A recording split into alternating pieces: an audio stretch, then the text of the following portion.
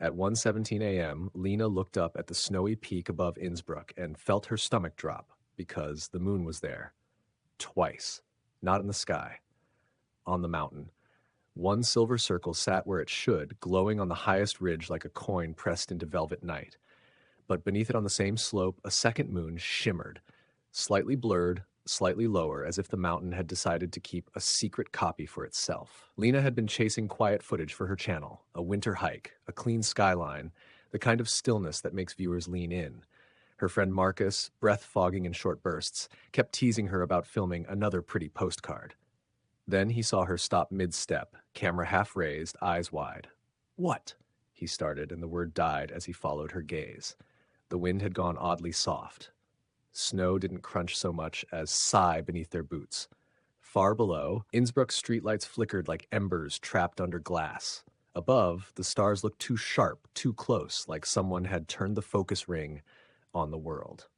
Lena zoomed in. The top moon reflection was crisp, bright enough to outline the jagged rock beneath the snow. The lower one wavered.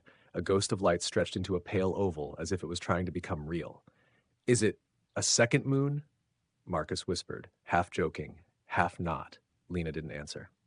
She panned the camera left and right, searching for water, for ice, for anything that could act like a mirror. There was only frozen slope and cold air. Then it happened again. Her first rehook, the moment that made her hands shake. The lower moon drifted. Not across the sky, across the mountain face, sliding a few degrees like a reflection on a moving lake. That's when Lena noticed the air itself. A thin, almost invisible haze hung between them and the peak, sparkling faintly when she tilted her head. It wasn't fog the way you expect. It was finer, like powdered glass. High, dry, suspended. Marcus pointed to the valley. "Look, there's a band of mist down there, but up here it's clear.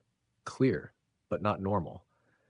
Lena remembered a guide once mentioning temperature inversions, warm air trapped above cold air, turning the atmosphere into a layered lens. Add drifting ice crystals, and light could bend, split, and stack in ways that feel impossible. A mirage, but made of moonlight.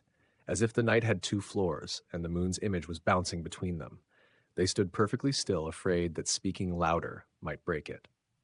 Lena recorded, whispering timestamps, trying to anchor the moment to reality. The double moon held for maybe 3 minutes, long enough for wonder to settle into awe.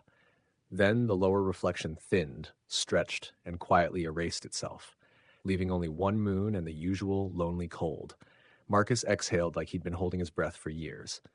No one will believe this. Lena lowered the camera and looked at the mountain, now ordinary again. And she realized the scariest part wasn't seeing something impossible. It was how quickly the world can return to normal, like it never happened at all. If you've ever witnessed something that made you question the sky for a second, tell me in the comments. Like, share, subscribe, and help this channel grow so we can chase more moments that vanish before you even blink.